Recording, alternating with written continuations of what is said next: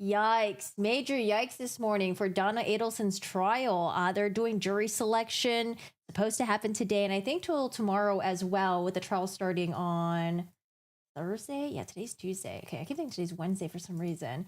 But major yikes. So yesterday, a new motion was filed, and it was for conflict of interest. As you guys know, Daniel Rashbaum represented Charlie Adelson in his trial.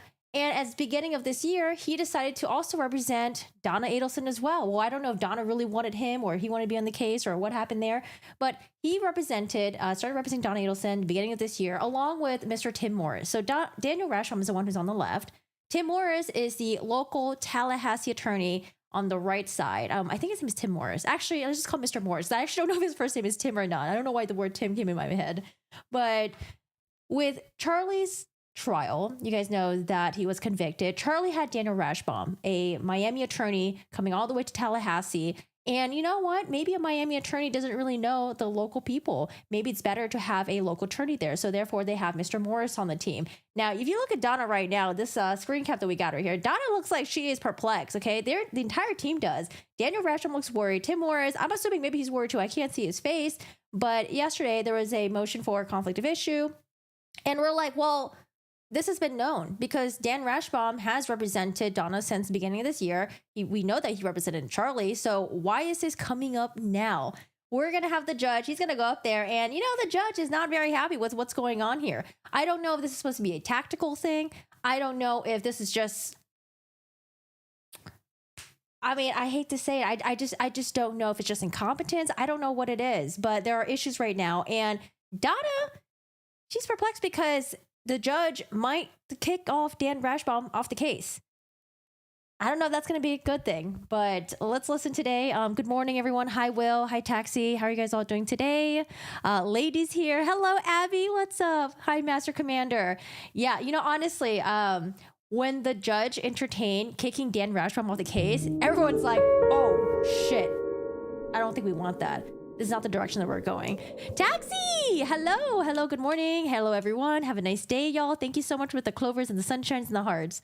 Thank you for the 249. I appreciate your support. Hi, Charlene.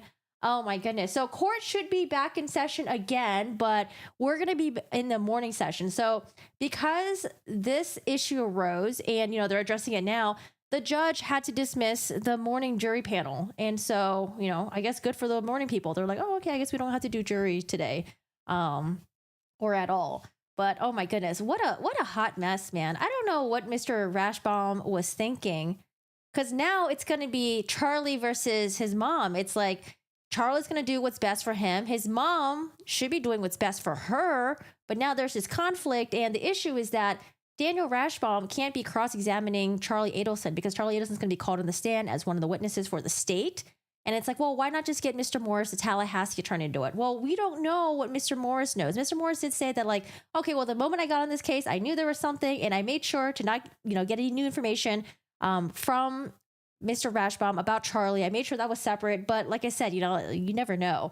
So there's a huge issue here, and I think the judge wants to kick Mr. Rashbaum off the case. And the trial's going to be happening in like a day or two. What a wild thing. Hi, Christine. How's it going?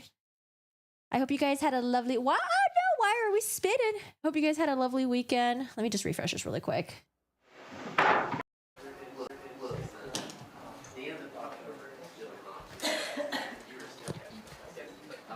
don't know why Court TV is not streaming this. Or are they streaming this and I just missed it?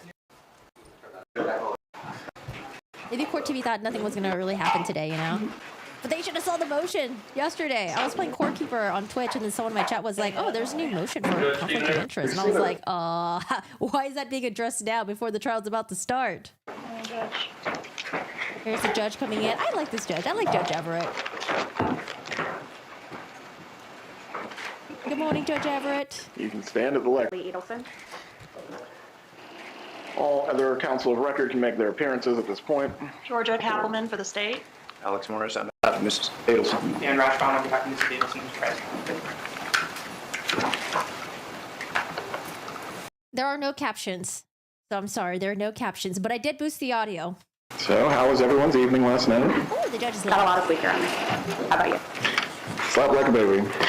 Let's start with the notice of invoking rights and non-waiver of conflict of interest by Mr. Adelson. Do you have anything to argue beyond what's in the pleading? Your Honor, I'm going to advocate for a position for the court to do something in this case. The only thing I intend to do in my filing is to invoke Mr. Adelson's rights, to put the parties in the court on notice that he does intend to invoke his rights.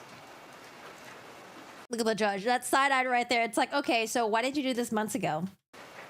Right. Ms. Kappelman, does the state have a position that it wishes to raise concerning the notice or the filing? My only position, Judge, is that this issue has been waived. Your Honor did an inquiry, which was thorough, covered the issue, and As to Mrs. Adelson, yes, sir. concerning Charlie Adelson, I believe, well, I don't want to get ahead of myself, but the only way Mr. Rashbaum's representation could occur is if both ends of the conflict were waiving. And I believe Mr. Adelson never took an affirmative position one way or another. My understanding was he did, but I guess that position is changing, so Yikes. So I wonder if it's just an oversight by the state. So it seems like Donna waived it formally. Charlie, we don't have that in writing. But again, the state they should have known that, but it's on the defense to raise that issue, right? It's on the defense because, Mr. Rashbaum is the one who was literally representing the both of them. Mr. Rashbaum, what were you thinking? Did you forget? I don't know. I have to defer to Your Honor on that. Does the state intend to call Charles Adelson as a part of its case in chief? Yeah. No, he would be a rebuttal witness at this point. Now, that could also change too, but as of this moment, he is a rebuttal witness. Ms. Niles, is there a reason that your client waited until yesterday to... Because remember, in Charlie's trial, they did the whole extortion thing. Like, oh, I was extorted for money. I wasn't involved in the murders. They murdered, they did their own thing, and they tried to extort me for money. So we don't know if Donna Adelson is going to adopt the same defense strategy as well. Depending if she goes up there and testifies, who knows what she's going to say. So they might need Charlie, to rebut to some things that she's going to say. Oh, gosh. assert Rebut. his invocation of this right and non-waiver? Your Honor, I think the critical question is when the conflict arose. So, Oh, the conflict has been there. The conflict is clear on its Yes. face. It's clear as my nose. Yeah. Is there a reason your client did not assert this until yesterday? Your Honor, my understanding is that my client has not waived at any point. And so this is Charlie's current attorney right here that's representing him in the court. For a second there, I thought it was Georgia Kappelman when she first got up there, but Georgia Kappelman's right here. And I think this is Sarah Dugan. asserting it yesterday was merely putting the parties on notice of that non-waiver. I mean, the fact that... But why wait a day before jury selection? Do you guys think this is to be... I don't know. What tactical advantage could any of these parties have for doing this so last minute? Whether it's... I don't understand why Dan Rashbaum didn't get it formally, and I don't understand why Charlie Adelson's attorney filed it so late. What's the point of it? That he's listed in discovery of that non-waiver. I mean, the fact that he's listed in discovery as a Category A witness does not mean that the state was going to call him as a witness at trial. I think the conflict arose when my office received a subpoena for his trial testimony, which was last week on September 11th, and then he was transported to the jail on September 13th. Mr. Efferman was able to meet with him at 8 o'clock in the morning on Saturday the 14th. And then at that point, without revealing any confidential communications with our client, we became aware that all the parties needed to be on notice that there was no waiver and that he does intend to invoke his rights. But here's the thing, though. I could have sworn that we knew about Charlie Adelson being called as a witness for months now. Even though they said they got the subpoena last week or something. But for months, I thought we knew that Charlie Adelson was going to be a witness because I remember hearing news outlets reporting about that and how the courts was arranging on the transportation for Charlie Adelson, Catherine McManua. I don't know if the hitmen were coming too. Maybe they are. People say delay. But here's the thing. Donna waived her right to a speedy trial. Remember, she also moved up the court date because she wanted to be home for the Jewish holiday because she thought she was going to be acquitted. She might, we'll see. But she really thought she was going to be acquitted. And she's like, I want to be back home for the Jewish holiday. So can we move the trial up, please? Let's do this. And so our notice was filed the next business day, Monday. Wait, David Edwards, do you have my stream sped up by any chance? Look at the cog really quick and see if you have my stream sped up. Sometimes people watch me in 1.25 or 1.5. And then if I have it at 1.25, it kind of compounds. So make sure you have me at 1 time speed. Hi, Chantal. How are you doing today? Northwest. In my opinion, best and easiest solution is to have a third-party attorney do the cross-examination. That is what they're going towards, but the judge still doesn't know whether or not Daniel Rashbaum should be on this trial at all, because he wants to make sure we don't do this trial for no reason, and then it comes up in appellate issues. So playback on me is normal. Okay, so then here's the other suggestion. Put me on 0.75, and then maybe it should be perfection. Let me know how that goes. Morning. It was later in the morning, but we were trying to get it done. We were a non-party, so we were having some trouble figuring out how to get it filed, but we drafted it and alerted the parties and the court as soon as we knew that this was an imminent issue, that his rights were imminently, potentially going to be violated. Now, I don't think, excuse me, I don't believe that they would be violated until he takes the witness stand, and at that point, either his former counsel attempts to cross-examine him, or another member of the defense team attempts to cross-examine him, or they advance an interest that is materially adverse to his interest. So I think the potential for conflict was always there, but the conflict arose. It's going to arise on the witness stand. It has not quite yet arisen. But the potential for conflict. It's simmering, not boiling. Yes, Your Honor, it's burgeoning. Mr. Morris. Yes, sir. Judge, when I came into the case, Poor Mr. Morris. So again, Mr. Morris, Tallahassee attorney, local to this area, and he's probably like, oh man, what is this shitstorm that I stepped into? The state of Rashbaum has already been occurred. The judge doesn't believe the wall. Pulling Rashbaum at this point disadvantages Donna. It does, but I think at the same time, the judge is thinking, okay, well, is this going to be a huge issue on appellate? Are we going to have to do a new trial all over again in the future? What a mess. Oh, I wonder if Mr. Rashbaum is going to get some sort of trouble for this. Mr. Rashbaum. at the inception of the case, obviously I was aware of the fact that Mr. Rashbaum had represented Mr. Adelson. I was into the Morris. Yes, sir. Judge, when I came into the case, at the inception of the case, obviously I was aware of the fact that Mr. Rashbaum had represented Mr. Adelson. I was aware of the conflict, whether it's arisen or not. My view of it is that it's always been there and been present. As a result of that, I have been walled off from everything as it relates to any discovery from that prior case, any notes. I've not had any conversations with Mr. Rashbaum about Mr. Adelson's evidence or property. The first instance that I met Mr. Adelson was this past weekend on Saturday with Mr. Ufferman.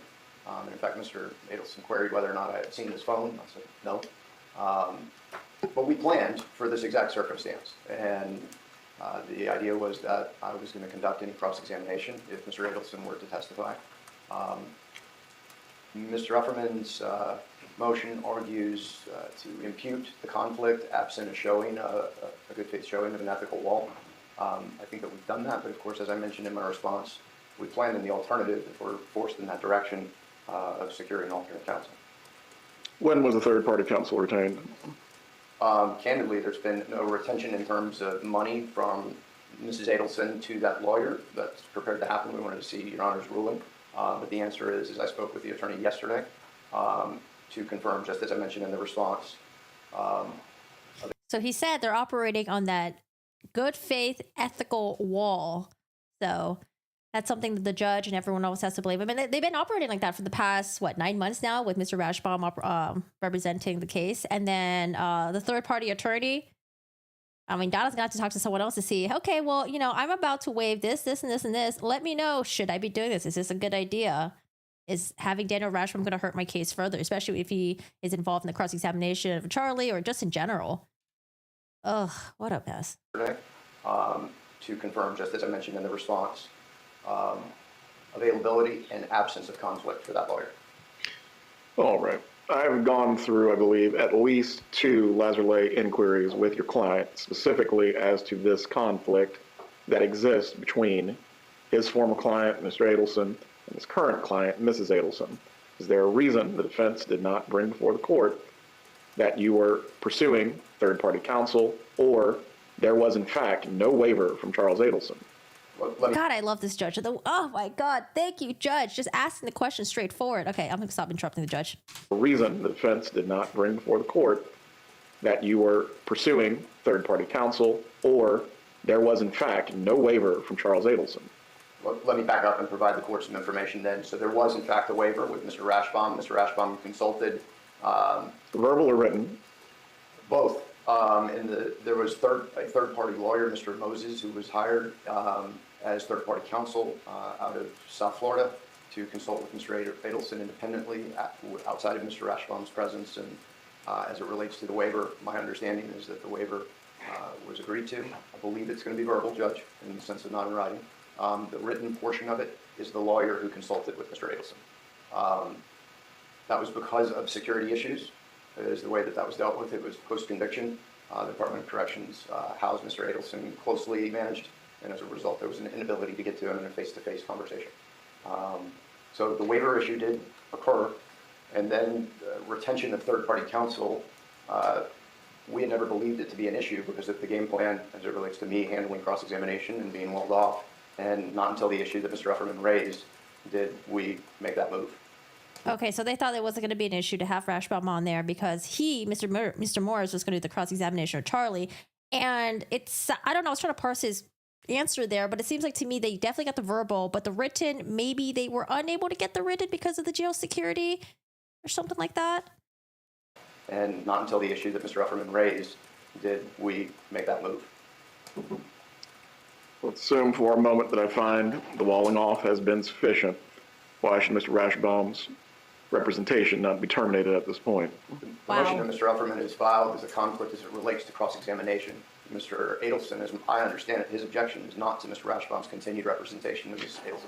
Well, your client has a right to effective representation at every single critical stage. I'm also not going to allow any issues basically to get backdoored should there need to be an appeal. Mm-hmm. Never came to my mind. Poor Mr. Morris has to go up there to explain. Mr. Rashbaum should go up there and explain. Poor Mr. Morris. Is there any dispute that Mr. Rashbaum does not meet the elements of Colker? I don't believe so, Judge, no. A substantially related representation and a client that is now asserting a non-waiver of a conflict? Well, also from a practical perspective, this is, as the court mentioned, this has been a known circumstance from the inception. And It has. but I think that cuts both ways in the sense that, and I don't quarrel with the general concept that these circumstances ought to be avoided, and it doesn't create these circumstances. Beyond that, though, there's not been an assertion of this, and of course, Mr. Adelson's entitled to change his mind whenever he wants. He can change his mind. You think Charlie's going to change his mind? You think Charlie's going to put his mom before him? I mean, I think Charlie's going to look out for himself. So the judge said that Donna is entitled to effective counsel all the way through. And I'm assuming, it's going to be ineffective counsel if there's a conflict of interest with Mr. Rashbaum. 3 hours from now, I suppose. I will take Mrs. Niles' presence as proof he's changed his mind. Yes, sir, understood. But I don't think that my understanding from Mr. Ufferman in discussion was that the conflict was strictly limited to Mr. Adelson not wanting Mr. Rashbaum, or potentially by extension myself, to cross-examine. And that was the limit of the conflict, is my understanding. Mrs. Niles, do you need to clarify anything? I do need to clarify that, Your Honor. Our first filing yesterday, the notice, did frame the issue in terms of concern about potential sharing of information on the defense team, right? Mr. Adelson was not waiving his privileged communications with Mr. Rashbaum. But after we read the response from counsel, I think it became clear, based on our reading of the rules regulating the Florida Bar, that it would not be enough to bring in a third party, or it would not be enough to have a walled-off attorney conduct the cross-examination. And that's because I read Rule 4-1.9A to control on that issue. So Rule 4-1.9B says you can't use information gleaned from the representation to the disadvantage of a former client, but A says you cannot advance an interest that is materially adverse to a former client in the same or substantially related matter. So whether we have another attorney come in and do that cross-examination, and I absolutely trust Mr. Morris, and I'm not challenging his veracity when he says he was walled off from this issue, but I don't think it solves the problem, because whether we have another lawyer actually conduct the cross-examination doesn't solve the issue of A under that rule. In the case cited in Mr. Adelson's notice called Colker that Your Honor just referenced, also addresses this exact issue and says having a third party conduct the cross doesn't resolve the conflict because it's the relationship that forms the basis of the conflict, not just the information. So it would be our position that Mr. Rashbaum cannot advance an interest against Mr. Adelson. Because Mr. Adelson is now going to be a witness for the state of Florida, that is a problem under the rules regulating the Florida bar and Florida case law. Well, does any party have anything further they wish to add to this matter? Brief response, Judge. Of course, Ms. Adelson has the right to counsel of her choice. I recognize that there It are is not restrictions. absolute. Understood. I recognize that there are restrictions, but in the circumstance that's before us, then Mr. Adelson may not testify in this case. And that's a little bit of the frustrating part, is that this can be utilized as a tactic in some respects. It doesn't mean he still can't lob a hand grenade in the direction of the trial. Sure, understood. The frustrating part, I guess, is that the defense doesn't intend to call him. The state's acknowledged that it would be in rebuttal if they were to call him. And I can't fathom why there would be a lot of direct or cross-examination. But If this witness cannot be properly cross-examined, your client has lost the right to effective representation, and therefore, we have an issue relating to whether or not a new trial is merited. At the outset, it is foolish to charge forward under the circumstances. I can examine your client if she's willing to waive the issue of the conflict and also waive the issue on appeal, but that still does not per se resolve the matter. Do you wish for me to examine your client? may I have just a moment, Judge? Go ahead. Oh boy, Donna's worried. 'Cause I don't think she wants Rashbaum off the case.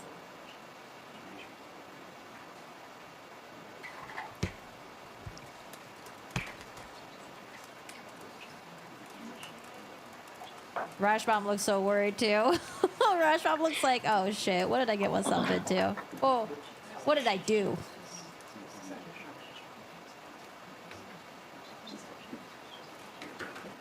All right, we'll hear from Donna for a little bit. Judge, yes, if the court wishes to inquire. Please raise your right hand, Ms. Adelson.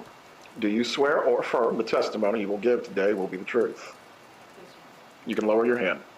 I believe we've done this twice before, but given the circumstance and what has now arisen, it is prudent to do it once again. Do you understand that you have the right to conflict-free counsel?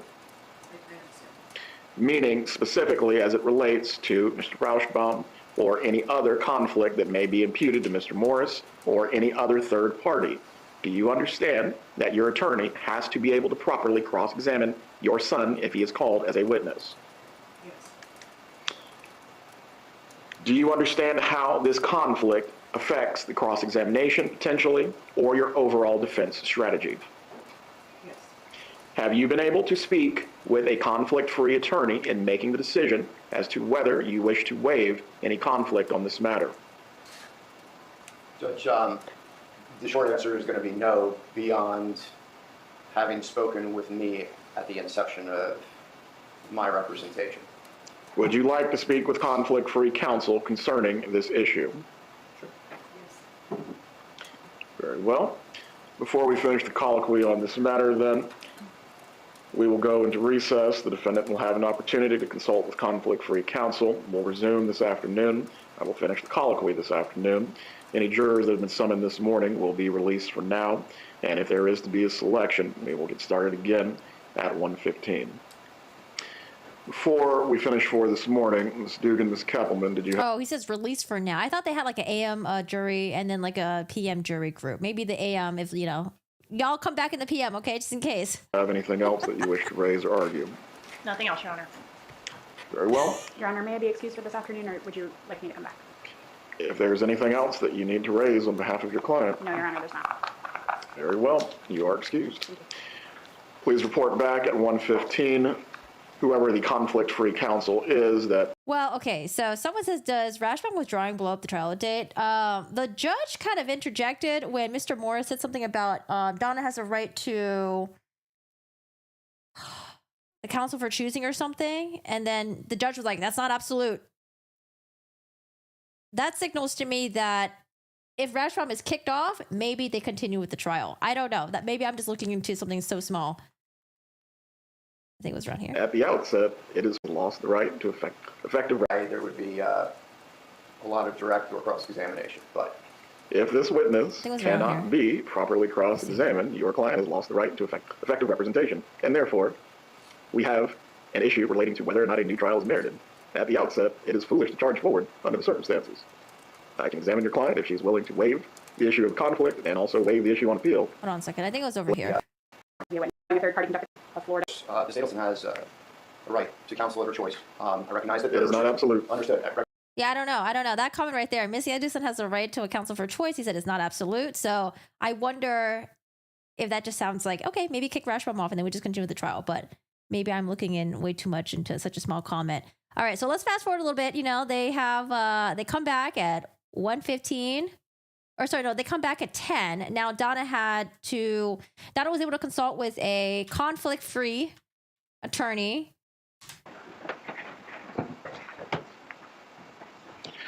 Let's pick back up where we were earlier. I believe Ms. Adelson was consulting with independent counsel on that matter. Has she had sufficient time to do so? Judge, I think I'll let independent counsel, Mr. Commissar, speak to that. Mr. Commissar? Yes, Your Honor. May it please the court, just for your awareness, I've been involved in this since yesterday. She has had a chance. Welcome. She has had a chance to speak with me. She's in a position where she would not like to lose Mr. Rashbaum. She's willing to make any waivers that are necessary. She's not seeking a continuance, and she's fine with currently unprepared counsel conducting the cross-examination of Mr. Adelson should he be called. Well, let's go ahead and finish the colloquy that we started earlier concerning the waivers.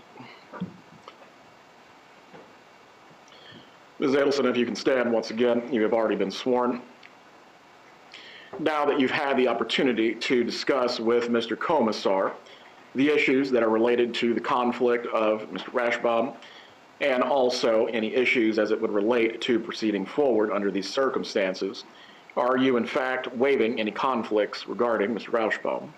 Yes, sir. Do you also waive any issue on a future appeal regarding the issue of your son's cross-examination, as it pertains both to the preparation of any counsel who would perform that cross-examination or the fact that it may not be adequate representation? Yes. You may be seated. I think Donna and her defense team thought it would be totally cool to have Rashbaum representing Donna and then to have Tim Morris do the cross-examination. I thought it was going to be they probably thought it was going to be completely fine. I think Charlie knew that he was going to be, subpoenaed to testify in his mother's trial. And that when he officially got the official subpoena last week, because I'm assuming they probably told him, like, okay, hey, you're going to be testifying, blah, blah, blah, blah, blah, blah, blah, blah, whatever. And then when he officially got the subpoena, maybe the attorney, again, sat down, consulted with them. And at that point, he was like, wait, actually, you know what? Hold on a second. This is kind of fucked. Rashbaum is representing me and my mom. But now with Rashbaum, he has to look up for my mother's interest. And that might go against my interest. So maybe at that point, Charlie was like, you know what? Actually, no. I don't want to do that. I never waived my right formally anyways. So maybe that's what happened. Maybe that's what had happened also last minute. And then Donna's like, wait, what the fuck? Like, Charlie, what are you doing? I don't know. I'm thinking that's how it happened. Does the state I mean, it seems like Rashbaum should have not been on the case since day one for Donna Adelson. I don't know.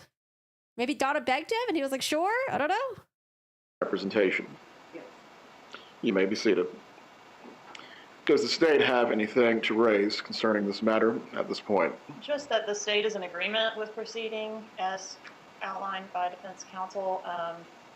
In the limited research I was able to. Hey, what's up, Wigu? How are you doing today?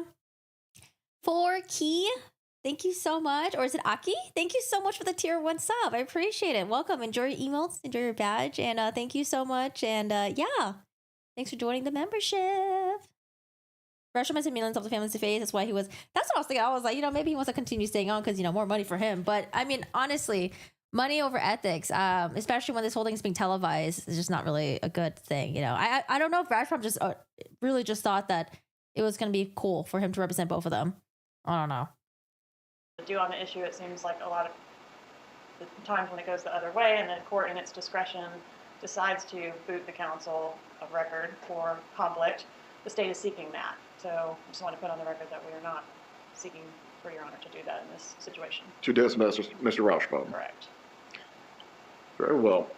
I'm going to perform my additional research before we continue this afternoon concerning whether or not this waiver is sufficient. The defendant has made it. She has made it voluntarily. At the same time, whether it is sufficient to survive any review, that is really where my mindset is at this point.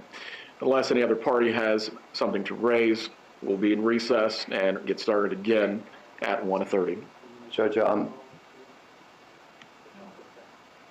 as Ms. Niles, in speaking with her during the break, is she and Mr. Upperman are meeting with Mr. Adelson because the question Miss Niles is the one who was here earlier for Charlie. has arisen as to whether or not there's a conflict as it relates to cross-examination, or if Mr. Adelson were to have a continued objection to his continued representation of Ms. Adelson. I think that there's some thought that that needs to be confirmed from Mr. Adelson first, because if he takes a different position, it would seemingly disqualify Mr. Rashbaum altogether. Yeah. That's going to be accomplished. I wanted to let the court know that that's in the works. Also, as it relates to the waiver, so the court was aware, and there's mention of it in the comment section of the rules regulating the profession, that an oral waiver is acceptable and appropriate with certain conditions that are set forth in the rule. Is the attorney who obtained the waiver available to speak on this matter? I don't know the answer off the top of my head, but I'm pretty certain, I say within 99% certainty, it will facilitate it. Go ahead. Does Your Honor need, that's why I'm mentioning this, should I, excuse me, Judge.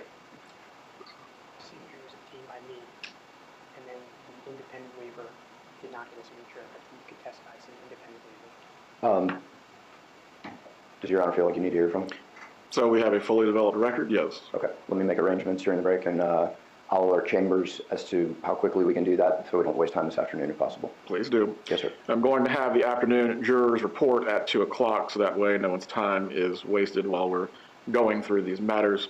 Mr. Commissar, you had something else to add? Yes, Your Honor. Just as we're talking about perfecting a record, I just wanted to note that as the independent counsel, I was given an opportunity by the court to meet with her independently. The bailiffs gave us some privacy here. I was able to meet with her for easily 30 minutes, and I'm not revealing any of our confidences, but this was not a squishy situation. Once I was able to articulate the options and how they can result in delay or the opportunity to prepare, this, I can say, was a strategy decision that is being made by a defendant who does not want to delay their case, but understands that the representation they're going to get from my cross-examination is not what they might get from another lawyer, or definitely not what they're going to get from me with a year of preparation. So, Sorry, what does squishy situation mean? I didn't understand it in that context. It may look odd in a cold record having a lawyer come in this morning and advise somebody to waive such an important right. I was able to articulate the options, but I did not necessarily advise somebody to waive their rights. Very well. Mr. Morris, do you wish the court to engage in any further colloquy with Ms. Adelson concerning this matter? Not at this point, Judge. Very well. Ms. Adelson, I do not want you to respond, but I want you to understand, although you have made an affirmative waiver on these matters, I still have to evaluate whether that waiver is sufficient or whether Mr. Rashbaum needs to be terminated from this matter. I'm going to give this serious consideration. I will do additional research of my own from there. Everyone will have an answer this afternoon. We are in recess until 1:15. Please come back to the courtroom at that time. Judge, would you be open to both sides submitting case law for your consideration during the recess? Yeah, help him out with the research. Certainly.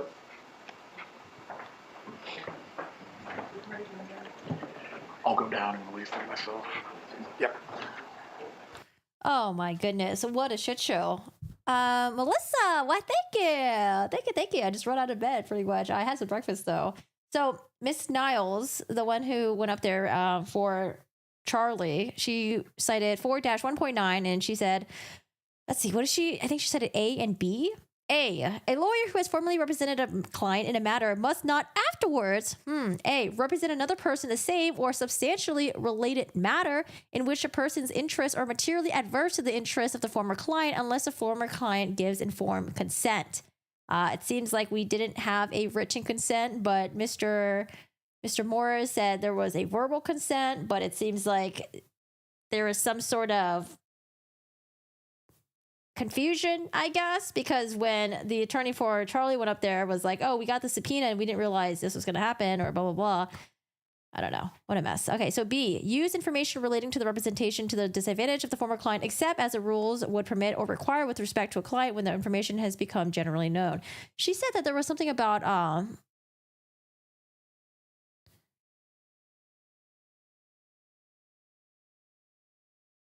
Try to see if I can find it. When advancing a material interest, is that what she said quoted? I was trying to see if I could find that. Is it material?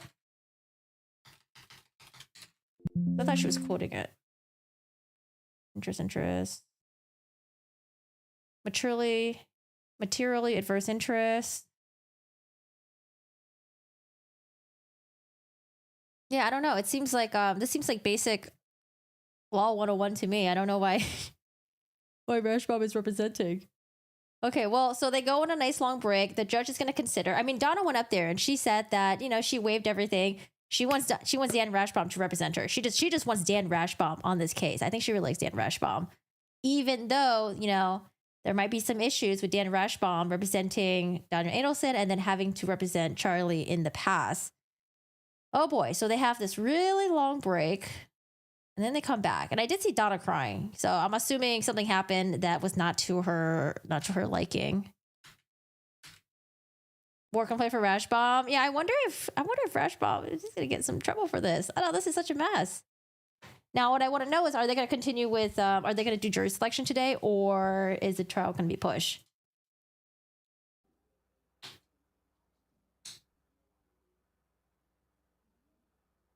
But now I wonder: is Donna pissed at Charlie now? Good afternoon, everyone. Can you see them? So this is about 2-3 hours later. Is it me, or is it just weird that Donna wanted Rashbaum? The defense he put forward for Charlie was it? I know. I don't even know why she even wanted Rashbaum. The whole double extortion thing that they tried to pull off in front of the jury that didn't fly, and Charlie was not acquitted. He was convicted instead. I don't know why you would still want Dan Rashbaum on the case. Why not just hire a new attorney and have like a complete new set of eyes? Like Tim Morris, local attorney, great, and then have another attorney, you know, twist this Tim Morris or something like that. I don't know why she really wanted Dan Rashbaum, but maybe, you know, maybe they're really close. Maybe they're like friends of family or family friends. I don't know. I don't know why Donna wanted the attorney that lost in her son's case.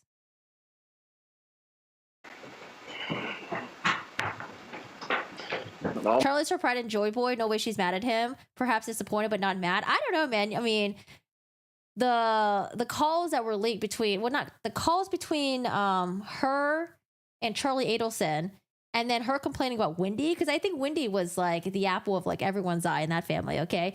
But when Wendy was like, I'm not associated with any of you guys, I think Charlie was like, what the fuck? Donna was like, what the fuck? And then that call where Donna thought the phone call hung up and she continued talking and then reading the text message between her and Wendy, it seems like she was very pissed at Wendy. Almost scared to speak. Does anyone have anything to raise before we continue forward? Yes, Judge. May I first elect her? You may. Donna looks upset. So, Judge, with the surprise issues of the last couple of days, I have asked for my prior client's waiver again, and with the change of circumstances, he has decided not to give it.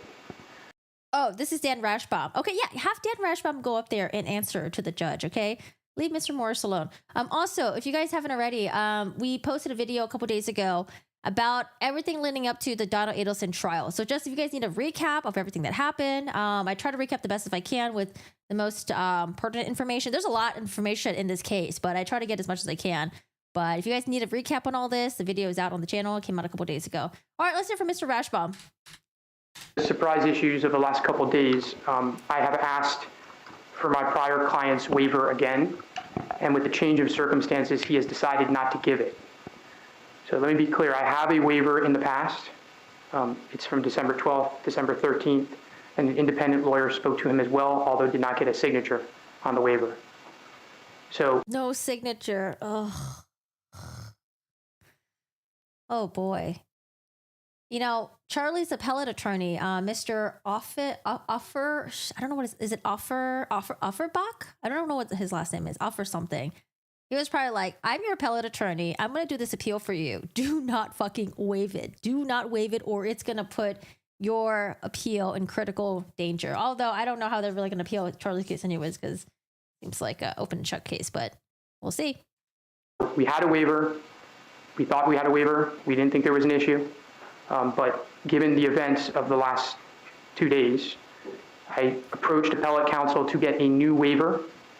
Thought that was the right thing to do, obviously, and the cleanest thing to do, and I'm not able to obtain that waiver at this point. So as a result, I need to withdraw from the case. Very well. Does the state wish to be heard concerning withdrawal of counsel?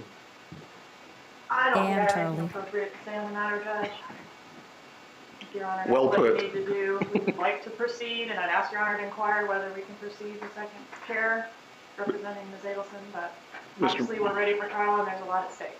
Mr. Morris, are you prepared to move through this trial? Oh, poor Mr. Morris. Oh, thinking he had a co-counsel to help you with everything, and now it's just you. I mean, I think he has the other attorney that might be assisting as well. Maybe, I'm not quite sure. I hate this camera angle. At least the audio doesn't sound like the screen's up to date. Yeah, the audio is way better today. Same. I just want good audio. I don't care about the video. Okay, the video could be hazy, but give us good audio. All right, Mr. Morris. It's all on you now. We're ready for trial and there's a lot at stake. Mr. Morris, are you prepared to move through this trial without Mr. Rashbaum? Judge, I did enough.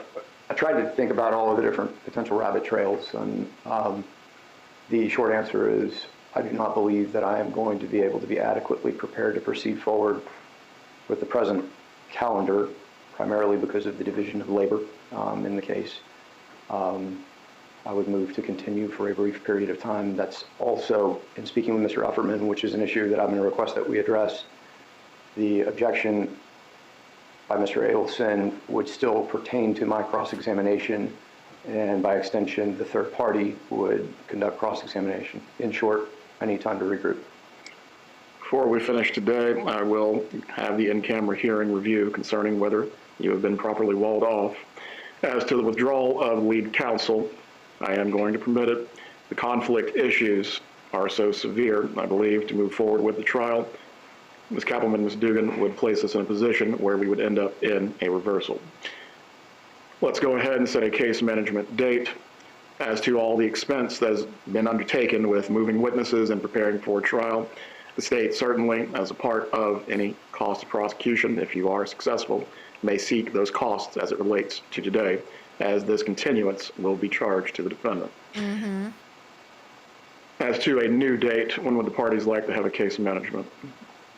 I think as soon as possible, Judge. I'm prepared to brainstorm with Ms. Kappelman and Ms. Dugan with the state to be able to get a trial date if we wanted to do that. But I don't know if we need additional time. Ms. Dugan advises she has a court date October 15th, so that would be my suggestion. 10:15 at 2:30 will be the follow-up case management to today. Before we go into recess, I am going to conduct the in-camera hearing with Mr. Morris as to any remaining issue of who should conduct the cross-examination of Charles Adelson if called as a witness. If the court reporter can meet me in the jury room, Mr. Morris, please as well. Jesus. Wow. The day of jury selection. The trial gets fucking pushed. Oh my goodness. So they're doing the conference date. Was it October 15th, he said?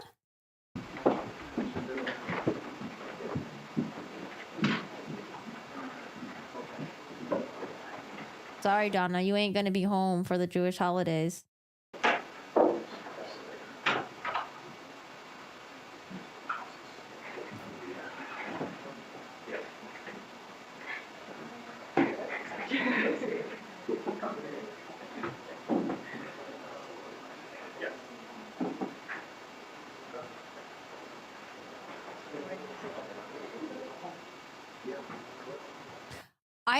I think she's really disappointed in Charlie. I think they got the green light from, or they thought they got the green light from Charlie, and Charlie's like, actually, no, take Mr. Rashbaum off. He's not representing you, Mom.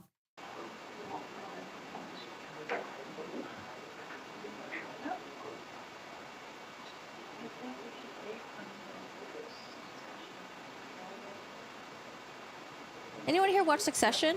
The guy on the left, he looked like Greg for a second there.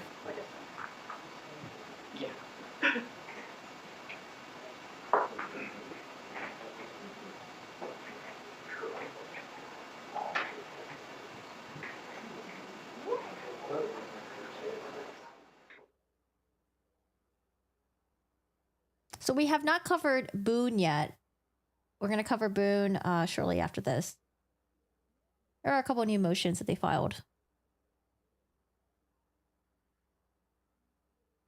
I wonder if she feels like I've done so much for my kids, so much.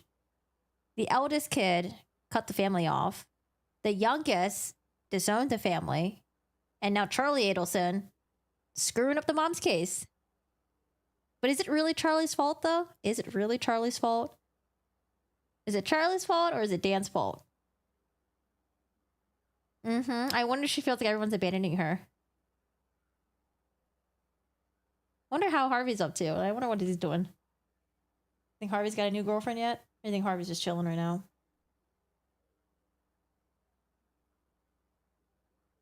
Donna's clearly not acting in her own best interest. She looks so sad. Oh, too bad she didn't think of this before what she did. Oh, the Markells are going to have to wait, you know, to get justice.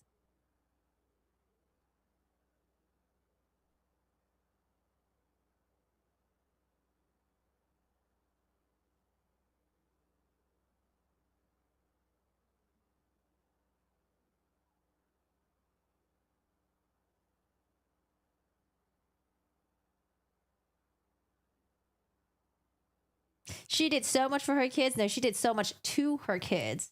The control in this family is absurdly unhealthy. I agree. But in her mindset, she's like, I did everything for you guys. Everything I did was for you. The toxic parenting. I know, Melissa. I had my schedule cleared. Oh my fucking God. I have to rebook all my Hawaii trips. Okay, so I rebooked my Hawaii trip. Okay, I booked a Hawaii trip because I was like, this trial might not happen. And then as we got super close to the trial date yesterday, we changed our Hawaii trip. So I would fly in for a wedding and then fly the fuck out for this trial. Now I got to go back to my husband and be like, oh, okay, I'm so sorry. We have to change the dates again. We can stay in Hawaii a little bit longer. Oh my God. He's going to be like, you're driving me nuts. I'm like, it's not my fault. These fucking trials, things happen. And sometimes it happens last minute. So I got to rebook all my flights again for Hawaii. So are they saying that she was the mastermind behind everything? I would say her. Okay, here's what I think. I think this is the consensus of the internet. I think, and other people think, that Wendy knew what her mom was capable of. Wendy knew that the mom fucking hated Dan. And I think Wendy might have fueled the flames, you know, to get Donna really angry, really amped up. And then what was the last nail in the coffin was Dan Markel putting that motion for, I think, like, to have Donna, if she's ever going to have a visits with the grandchildren, it needs to be like supervised visits, because Donna was talking shit about Dan Markel and that wasn't going to fly. I think that was the last nail in the coffin. And then Donna was like, you know what? We're going to fucking off him. We're going to get rid of Dan Markel. He's been a pain in our butts. We're going to get rid of him. So I think Wendy fanned the flames. I think Donna was the one who really was the mastermind behind everything, and her and Charlie, you know, and I think Charlie just wanted to make his mama proud. Charlie was like, oh yeah, you know what, Mom? I got you. You know, I think Charlie just wanted to impress his family. Like, oh, I'm in with the Latin Kings. You know, I got these people that I know. They can do the job for us. We'll take care of everything. I don't know. I think Charlie was just trying to impress his mom, man. Trying to impress the family. And I think Harvey just sat there and just let it all happen. I think Harvey probably knew. Didn't do anything to stop it. Or maybe he tried to, and Donna just has more power over him. I don't know. That is what they will say in this case. In this case, they will see. So the thing with Donna Adelson is that there's no direct evidence that she's involved. It's a lot of circumstantial evidence. But when you put all the circumstantial evidence together, it makes for a very fucking strong case. Now, what I wanted to see in this trial was I wanted to see more of her emails, more of her text messages, more of these like phone calls between her and the other family members. Because remember, Charlie was like the conduit between the family and then, well, Charlie and Catherine McBanwell. He was a conduit between the family and like the hitmen. Where's Rashbaum going? Oh, poor Mr. Morris. Mr. Morris is like, bro, I have to do all the work by myself just because this whole mess. Donna, I'm too old to go to prison. Also, Donna, let's kill Dan. Sarah Boone could write a nice advertisement to find a new counsel for Donna. I mean, they got Tim Morris, but the judge is going to do, he's going to do some questionings for Mr. Morris to make sure that that pretend ethical wall that they have, to make sure that that's a real fucking wall. that he really doesn't know things that he's not supposed to know about. I guess Charlie doesn't in his case. Yeah, I know. Charlie's license plate said Maestro on it. It just seems like Charlie Adelson, from what we hear from Jeffrey Lacoste, hear the way Charlie Adelson talks when he talks to Catherine McBandle or on the wiretap. I think he just thought that he was fucking invincible. Rich boy in Miami with the Maestro car, thought he was invincible. Sarah did have good fonts.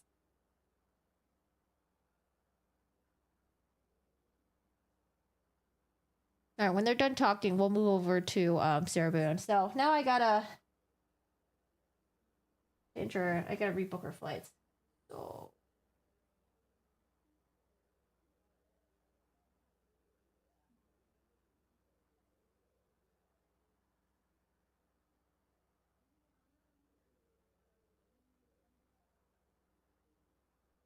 yeah, because initially I thought, oh, maybe this was like a defense strategy. And I was like, it doesn't make sense why Donna would want to do this.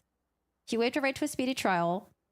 Donna moved the trial date up because she was hoping to be acquitted and get back home for the Jewish holiday. Yeah, here's my honest opinion. I think that the defense truly thought that they were good, that they thought Charlie was okay with it. I mean, I don't even know why. I wonder if Charlie didn't want Rashbaum to represent his mom, but then his mom, through Rashbaum, like really insisted. Maybe Harvey talked to Charlie, was like, hey, your mom really wants Dan involved in this. Can you please waive it? And maybe like Charlie was like, oh, okay, fine, I guess I will. But then when he got the subpoena and he was advised again by his appellate attorney and then by Ms. Niles, maybe at that point it was just like, you know what? Don't fucking do it. Don't do it. Everyone can be seated. Oh, it's The going to be court an has in-camera? concluded its in-camera hearing with formal counsel and remaining counsel, Mr. Morris. Mrs. Adelson, depending if you choose to hire additional counsel or just reset the trial date, you'll certainly be able to work with Mr. Morris You got the monies? as your attorney in making that decision.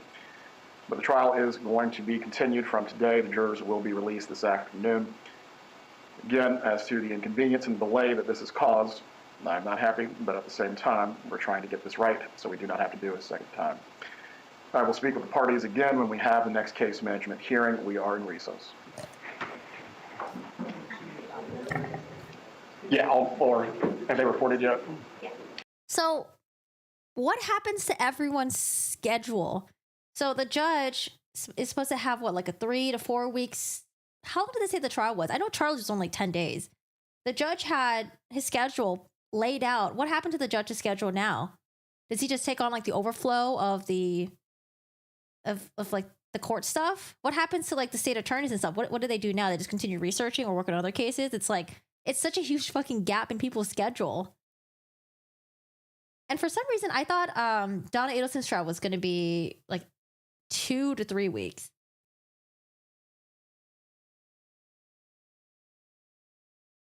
Oh, there is a backup trial? Oh, okay. Judge is like, is there a number 2 trial on the books? The Adelsons have a deep-ass pockets. Rashbaum made millions off that family, which I guess is good because he put the rest of his career in jeopardy with this ridiculousness. Rashbaum looks kind of young. I don't know if it's worth doing that. He looks like he's still young and he's still got his whole ass career ahead of him. It's totally screwed his schedule. I should find someone that works at the courthouse. Do I know anyone that works at the courthouse? Oh, I know someone of someone. Maybe I can ask them. Like, what happens to the schedules? I can go down and release them again, but I'll just... You just got empty holes in your scheduling now. All right, so Rashbaum off the case. Tim Morris, local attorney in Tallahassee, can stay on the case. Donna has the choice whether or not she wants to hire another attorney. If she can afford it, maybe she can. Maybe Harvey's going to take the money and dip out and go to Vietnam on his own. And I think they pushed the conference date to October 15, which is going to clash with Sarah Boone's trial. But who knows? Now it's like, shit, Sarah Boone's trial might not even happen because there's... Let me not jinx it. Judge Kranick has been very good to us. Judge Kranick, unless something crazy happens, but it seems like no matter what Judge Kranick says, trial date's going to happen. So we'll see. What are the chances that Tim Morris is going to bail out as well? I don't know if he's going to be able to. I know sometimes when attorneys put in that motion to withdraw, sometimes it doesn't get granted. But I don't know if that works for private attorneys. Because I know with the court-appointed attorneys in the Boone case, the court-appointed attorney, Frank Bankowitz, tried to withdraw. The judge said no. I do remember Padilla, though. I think Padilla was a private attorney, not a court-appointed attorney. I think he was just a private attorney, just straight up, not a court-appointed. I don't know if Boone hired him or what, but Padilla tried to put in a motion to withdraw, and I think the judge was like, we need a little bit more information from you, because I think Padilla was going to withdraw right before trial was about to happen. So maybe, if a private attorney doesn't want to represent, maybe the judge can force him to stay on. I don't know. Ay. I bet Dan stops taking Donna's calls. I think the Sarah Boone trial may slide back a few weeks. I don't know. We'll see. I don't think so. It seems like no. It seems like nothing's popping up so far that would cause the trial to, get pushed back. But we'll see. Sarah Boone's trial was actually during my brother's wedding too. So again, I'm flying to the East Coast. I'm staying there for like a day and a half and then coming the fuck back for the trial. Initially, I was like, oh, maybe the trial will be pushed. Okay, so let's talk about Sarah Boone. Oh my gosh, wild. I don't know if I want to go to the big screen or not. No, we're not going to go to the big screen, okay? We're not going to go to the big screen. My landing is shit today, and I'm a mess right now. I just roll out of bed for this. All right, so Sarah Boone. Her trial's going to happen in less than a month on October 7th. And there's been some new motions that have been filed. So let's look over those motions that's been filed. Sarah Boone actually has, I think, 3 attorneys representing her right now. There is the one attorney that picked up her case. There's a co-defendant. Sorry, not co-defendant. There is a co-counsel. And then I don't know if there was another co-counsel that was that filed as well? Because I saw another piece of paper that had 3 attorneys on there that was representing Sarah Boone. So I was like, oh, did she pick up another co-counsel? I mean, Mr. Owens did say that, he needs all the help that he can get. Let's cover Sarah Boone, y'all. All right, so Sarah Boone, her defense, they're going to take on the battered spouse defense. And the last time I made a video about this, the state was like, no, she can't do that. She said, 1, it was an accident. So why is she taking the battered spouse defense when she said it was an accident? She didn't mean to do it. Didn't mean to leave George in the suitcase. Forgot about him. Woke up the next morning and found that he was in there unconscious. And not only that, I think the state said that, like, well, if you're going to rely on this expert to say that she has battered spouse syndrome, well, we can't just rely on the expert because everything that the expert heard is all hearsay from Sarah Boone, blah, blah, blah. So we have the defense. They replied to the state, and they're actually going to have a hearing in 2 days on Thursday at the 19th. So definitely be here to cover that hearing. But let me drag all this stuff over here. Give me a second. Oh, wait a second. Did we not get an IMS report for Sarah Boone? Did the judge stop doing that? Maybe. Because now that she's not doing pro se anymore, maybe they don't need to give the judge the IMS report because maybe she doesn't need to get the laptop and all that stuff since she has representation now. Sarah should have gone to advertising, picking up attorneys with the ad. She should have thought about doing this. She should have thought about this before planning to unalive someone. Criminals aren't smart. They think they are. Charlie thought he was smart. Donna thought they were smart. Speaking in code terms, speaking in TV languages. They thought they were smart, but no. It's hard. It's tough. Okay, so state's motion to strike the defendants. Okay, this one I will refer back to in a second. Notice of hearing. So on September 19th, 2024, 2 days from now, they'll have a hearing at 1:30 p.m. All right. Defense response. The state's motion to strike defendant's notice of intent to rely on the defense of a battered spouse syndrome. That is very wordy. Whew. Comes now to defendant by and through the undersigned attorney and files defendant's response to the state's motion to strike defendant's notice of intent to rely on the defense of battered spouse syndrome and alleges as follow. 1. Defendant's notice is legally sufficient. Battered spouse syndrome is synonymous with battered women syndrome, which is recognized as a subcategory of post-traumatic stress syndrome by the DSM-5. The rules require the defendant to give notice of the intent to rely on defense no later than 30 days before trial. And that's what they did. Number 2, at the hearing before this honorable court, wherein the defense... Oh, should I zoom this up a little bit? I don't know if anyone likes to read with me, but there you go. Sorry about that. It's actually better for my eyes, too, to zoom it up. I don't know why I did it. Number 2, at a hearing before this honorable court wherein the defense sought a continuance, expressly noting the recent efforts to identify, vet, and pursue expert testimony on behalf of the defendant, Assistant State Attorney Dave Cacciatore Jr. expressly advised the court before any specific affirmative defense had been raised that not only would the state not be prejudiced by the assertion of battered women syndrome, that it was already prepared for the possibility of the said defense, and had an expert witness that intended to rely upon to counter any possible assertion of the battered woman syndrome. As a result of this position, the state objected to the defense's notice to continue the case. Number 3, the notice of intent to rely on battered spouse syndrome was timely filed by the defense on September 6th. The notice of intent recognized Dr. Julie Harper. So again, Dr. Julie Harper was the expert that Padilla was planning on using. That was attorney number 2 of Sarah Boone, where they were about to go to trial. I think Dr. Julie Harper met up with Sarah Boone about 6 times during that time, and then it seems like they weren't going to use her because of all the different attorneys they went through. But now Mr. James Owens was like, you know what? Let's use Dr. Julie Harper. Already met with Sarah Boone 6 times already. Sure, it'll be fine. So the notice of intent recognized Dr. Julie Harper as his expert as required by the rule. Dr. Harper's address was also provided as necessary. Other witnesses and their addresses have not been identified. However, the violent nature of the relationship between the defendant, Sarah Boone, and the alleged victim, George Torres, was raised by the defendant as early as interrogation conducted by the homicide detectives the day following Torres' death, as she repeatedly asked the detectives to return her phone to demonstrate prior episodes of violence against her by Mr. Torres. Now, remember, that was when she was doing her interrogation, and she's like, yeah, he's done this to me, just look at my phone. He's done that to me, you'll see it on my phone. You have my phone, right? Just look at my phone. You'll see all the stuff on there. Numerous documents and records produced by the state in the instant matter supported the possibility, if not the likelihood, the defendant having suffered from battered women syndrome. To the extent the rule recognizes the possible limitations on the defendant's ability to identify all witnesses, addresses, specific nature of their testimony in support of the defense. The defense has complied, and the particulars of those supporting events have been apparent to the state, law enforcement, any entity that has investigated in the matter. I need a drink. Oh no, did I run out of water? I ran out of water. Number 4, it is apparent that not only was the state on notice, in quotation marks, of the likely reliance on the battered women syndrome, it was prepared to respond and is neither surprised nor prejudiced by the defendant's notice of intent to rely on battered women syndrome defense. Number 5, further, defendant's notice of intent to rely on the defense of battered spouse syndrome comports with the requirements outlined in Rule 3.201, given the circumstances of the case.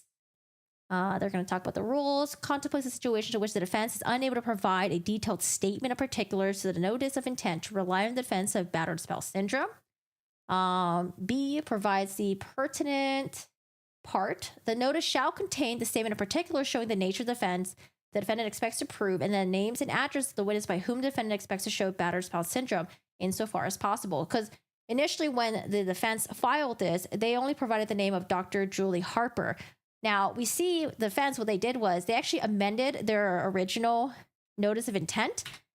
Now it has more information because the state objected to the original one, and then the defense was like, oh, okay, well, let me provide more information then.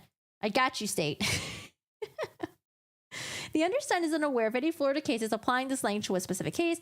However, a plain reading of the rule implies that the court has the discretion to determine that the defense did not have sufficient time to provide a statement of particulars. Here, as previously noted, counsel for the defendant had insufficient time to uncover the full nature of the defense, the names, the addresses of all the witnesses expected to testify. Thus, the defendant's notice of intent to rely on the defense of battered spouse syndrome complied with the notice requirement found under Rule 3.201B, given the circumstances. So again, given the circumstances, because he just jumped on the case and he didn't have time to get all the witness and all the information yet. And when he comes back with the amended one, he'll have all that on there. Let's see. The state's reliance on Medina and Hickson is misplaced. The state's reliance on Medina and Hickson to preclude a reference to the battered spouse syndrome in Dr. Julie Harper's testimony is premature. In Medina, the defendant sought to introduce expert testimony during the trial regarding battered spouse syndrome without predicating it on facts already in the evidence. In Medina v. State, the court affirmed the trial court's decision to exclude the proffered expert testimony because the expert relied on inadmissible hearsay evidence. In this case, the state is attempting to use Medina to strike and limit reference to battered spouse syndrome in a pretrial motion. However, the defendant had not had the opportunity to lay the foundation for Dr. Julie Harper to testify, mainly because the trial begins October 7, 2024. So they're like, well, the trial hasn't started yet. You guys have to give it a chance for us to lay the foundation. So wait until the trial. Therefore, at this stage of the proceeding, Medina and Hickson do not preclude reference to battered spouse syndrome and Dr. Julie Harper's testimony. Number 7, the state is improperly extending the reasoning in Medina and Hickson to rule on 3.201. Medina did not hold that insufficient notice under 3.201 precludes the defendant from utilizing or referencing the state. The court in Medina does not cite Rule 3.201 or state whether the defendant sufficiently listed a statement of particulars. The court only considers the defendant's failure to present evidence of abuse before the expert's testimony. Number 8. Furthermore, the state's position mistakenly assumes that Rule 3.201, statement of particulars, must list witnesses expected to testify to the battered spouse syndrome defense at trial. As noted earlier, Rule 3.201 gives the court discretion to determine what is legally sufficient notice given the circumstances. Specifically, Rule 3.201 states the defendant must list the witnesses expected to testify insofar as possible. The state's view of Medina and Hickson would preclude a defendant from presenting the battered spouse syndrome defense and underline when it is impossible to provide a list of witnesses expected to testify to the defense. We're almost done. Number 9, therefore, Medina and Hickson do not preclude the defendant from representing battered spouse syndrome in her opening statement, nor does it preclude Dr. Julie Harper from testifying prior to the defendant testifying. Number 10, lastly, it should also be noted the defense has moved from a statement of particulars regarding the state's theory of prosecution to which the state has objected. All right, so this is their defense amended notice of intent, where they're going to provide more information. Amended notice of intent to rely on the defense of battered spouse syndrome. All right, procedural posture. Number 1, August 30th, 2024, a notice of appearance was filed in the above styled cause. Number 2, September 5th, expert Dr. Julie Harper met with the defendant at Orange County Jail. Okay, that was a couple weeks ago. On September 6th, 2024, the notice of intent to rely on defense of battered spouse syndrome was timely filed. Number 4, the time defense provided the nature of defense and the witness insofar as possible in bold. Number 5, to date, additional information has been obtained through discovery and investigation efforts. Number 6, accordingly, the defense moves to amend. Ew, I saw strawberry vodka. Oh, sorry. I thought I saw strawberry vodka. I was like, that sounds disgusting. All right, back to this. Accordingly, the defense moved to amend the initial notice to proffer the additional information. Number 2, nature of the defense. Battered women's syndrome, BWS, has been described in a condition wherein a woman who has had a long-standing personal relationship with a man in which she is frequently subjected to physical abuse remains with the man, but eventually acts against him because of her fear that his continued abuse will mortally injure her. Yeah, we'll see how the defense lays this out for us, but right now I just don't see how I can twist my mind, bend my thoughts in order to see where we can get with that being a defense for Sarah Boone. Number 8, at the time of the alleged offense, the defendant was suffering from battered spouse syndrome as a result of physical and psychological abuse the defendant sustained at the hands of the alleged victim, George Torres. Number 9, in support thereof, the defense will present witness testimonial evidence, records, and pictures and video evidence support its contention. So that's why Sarah Boone really wanted to get to her cell phone, because she has recordings or pictures of her being bruised up and videos and stuff like that. Now, I wonder if there is, I don't know. I don't know if men will document their bruises or injuries. In most cases, I feel like usually it's women, but maybe George documented his injuries as well. Or maybe his family members did. Maybe his family members were like, oh, hey, what happened to you? Why do you have a bruise here? Here, let me take a picture of it. Let me take a video of it. Or maybe when there's like family get-togethers, maybe there are some pictures or videos of, Sarah Boone, George being bruised up. But I do wonder if there's anything on George's phone that would show that, maybe the abuse was also both ways, because maybe George also had bruises and stuff like as well. I think there are witnesses that did say that they both beat each other up. Sarah Boone beating on George beating on Sarah Boone. They both had bruises, although Sarah Boone seems to have been closer with the property manager, and I think the property manager really sympathized for Sarah Boone.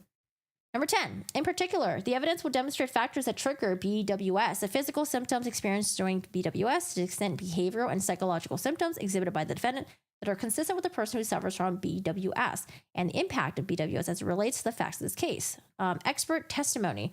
So it seems like to me they weren't able to get the other expert testimony that they really wanted. There was another expert that testified in I think it was called the Marsh Thompson case, where she was acquitted of murdering her boyfriend by shooting him in the back a couple times. I think he was shot 9 times and then 6 of it was in the back or something.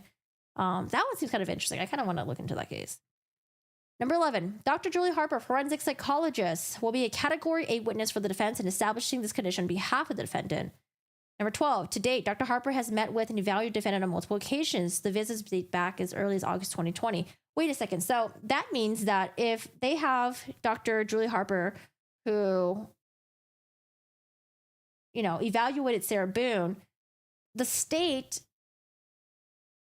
I don't remember. Did the state already have their own expert to evaluate Sarah Boone?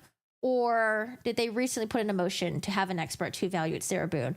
That way they can kind of rebut Dr. Harper.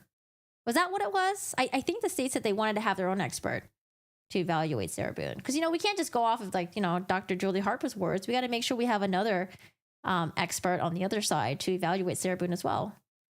Witnesses. The witnesses relevant to BWS defense include Dr. Julie Harper, Officer John Alden. I'm assuming this officer probably responded to a separate incident where he was responding to a time where maybe maybe it was when George was arrested. Because, there were times where I think there was a time where George was arrested and there's a time where Sarah Boone was arrested. So we have Officer John Alden, Officer Kenneth Davis, Officer Joseph O'Neill, Officer Patrick Strawn. I'm assuming these are officers that responded when George was arrested. And then we got F, Mr. Brian Boone. Yes, I do agree with that. You can be a perpetrator and a victim. Yep. Mr. Brian Boone. That's Sarah Boone's ex-husband. So I wonder where he stands with this whole thing. I kind of feel bad for Brian Boone because Brian Boone, his picture has been used in thumbnails, I don't think Mr. Brian Boone was being involved in any of this mess with his ex-wife that he supported for years because she was just a drunk and wouldn't get a job. Oh boy. So Brian Boone, is going to testify, and I do wonder what he's going to say. But Brian Boone also has custody of Sarah Boone and Brian Boone's child as well, which I think by now should be maybe, I think her kid, was he 8 or 12 at the time that Sarah Boone was arrested? I'm assuming maybe they're in high school now. Number 14. Defendant's investigation of evidence to support the defense of battered women's syndrome is ongoing.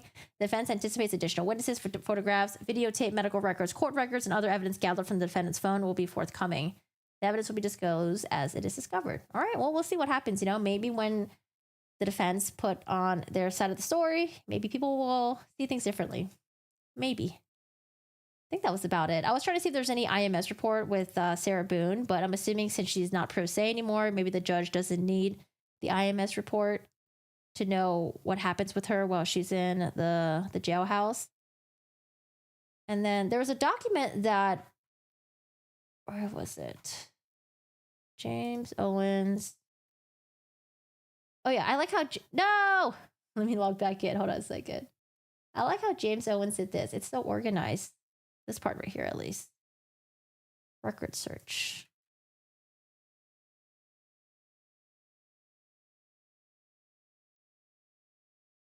Listen to his interview. I wouldn't use in defense of San Lucas was, 9. Okay, 9. Laura, went over Brian Boone police interview. It was more, unfavorable? Really? Then favorable? Oh, I haven't seen it yet. Okay, so maybe we'll watch that. How long is the interview with Brian Boone? Do you guys know?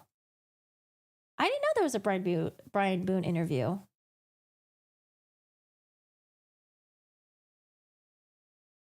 Notice of hearing. Oh, I like this. This is so organized. So for Thursday, here are the motions that they are going to address. Motion for the statement of particulars. The state said they don't want to do that. Motion for additional discovery. I forgot where the state stood on that. Second motion for additional discovery. Motion to appoint forensic psychologist. Motion to appoint forensic psychologist. I think they have to get JAC's, since Dr. Julie Harper already met with Sarah Boone, I wonder if that means JAC already approved it. Motion to appoint, crime scene reconstruction death investigator. That's what they definitely need to get JAC on. I'm assuming JAC has to be approved for approving these two. Motion for the return of the property. Is that for the cell phone, maybe? Response to state's motion to strike defendant's notice of intent to rely on defense of battered spouse syndrome and amended notice of intent to rely on defendant's defense of battered spouse syndrome. Okay, so these are all the motions that they're going to cover on Thursday. Police cam. Oh, yeah, the police cams. Okay, okay. Brian Boone police body cam and audio only interviews. Brian said she used to beat him.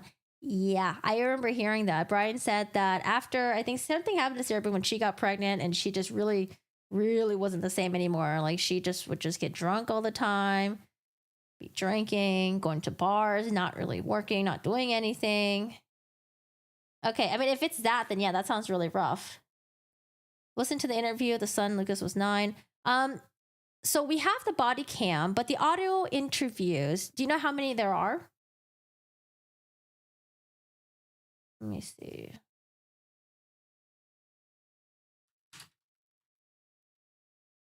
I mean, they must have already done a deposition they must have already done his deposition. Interrogation of Sarah Boone's ex-husband, Brian Boone. Brian Boone. When your wife kills her boyfriend. Welcome back to another episode of Pause This and Ask. Great. Friday through Sunday is how it's supposed to. I was actually. Okay, so I remember this.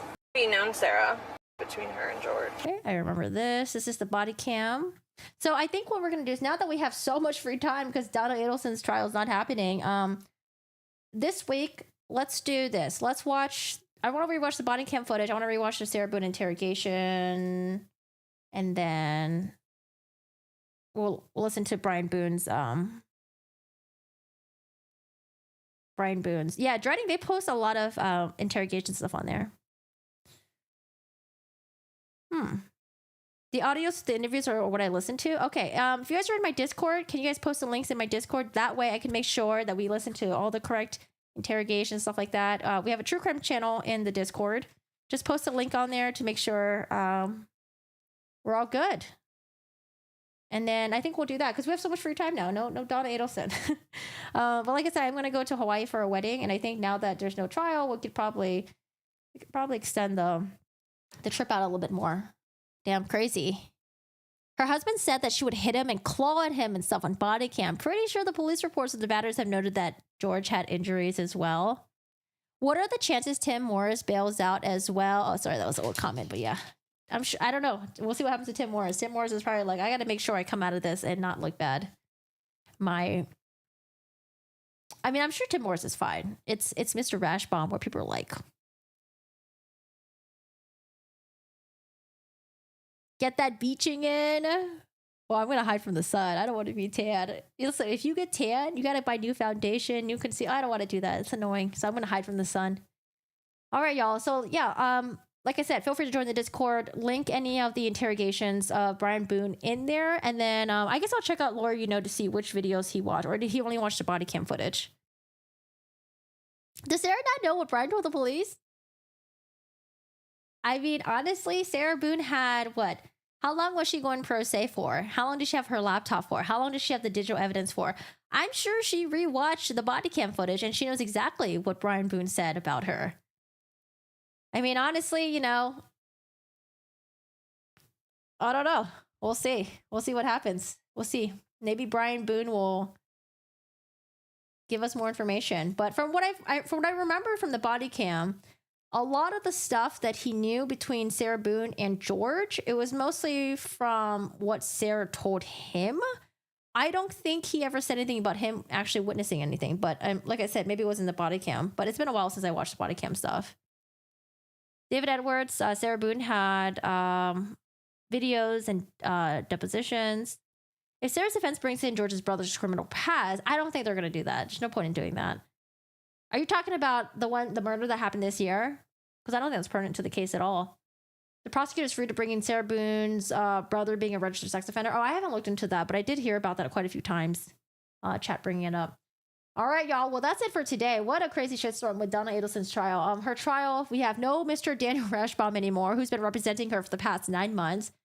Charlie does not want Daniel Rashbaum representing Donna. Charlie did not waive his right. And then Donna, she looked upset. I think Donna, in my opinion, Donna's like, man, everything I've done for these kids, they're so ungrateful. And I think she's just generally upset with Charlie that he would do this last minute before her trial was about to happen.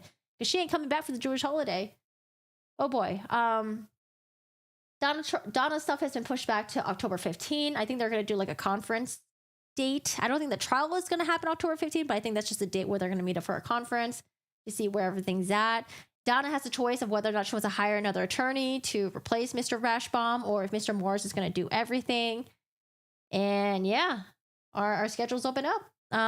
What cases are you guys watching right now? There's actually a lot of cases or a lot of trials that are happening right now, but I'm not following any of those cases, so I'm fairly new to everything that's happening right now. Like, I don't know. There's oh, you know what? There was one where I think the daughter murdered her mother. I think the mother was a teacher or something, and then shot at the stepfather. I think that trial is happening right now, right? Because I feel like that happened so recently. And then I know R. Kelly. Well, R. Kelly's arrested. Or not R. Kelly. Fuck. What is it? R. Kelly. P. Diddy. P. Diddy's arrested. What else is going on in the true crime world? Oh, is it Carly Gregg? Is that her name? Okay, Carly Gregg. Yeah, why did she do it? Why did she murder her mom? That's Carly.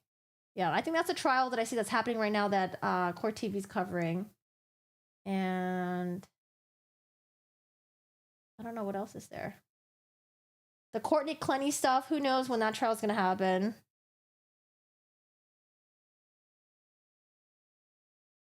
There's a news conference right now on P. Diddy. Oh, there is. P. Diddy news conference. Where is that at? I mean, we all knew that he was going to get arrested. I'm surprised he didn't flee the country. I'm surprised he didn't just dip out. Wasn't he hiding for a little bit in on an island or something? Did he come back? Thinking he was going to be okay?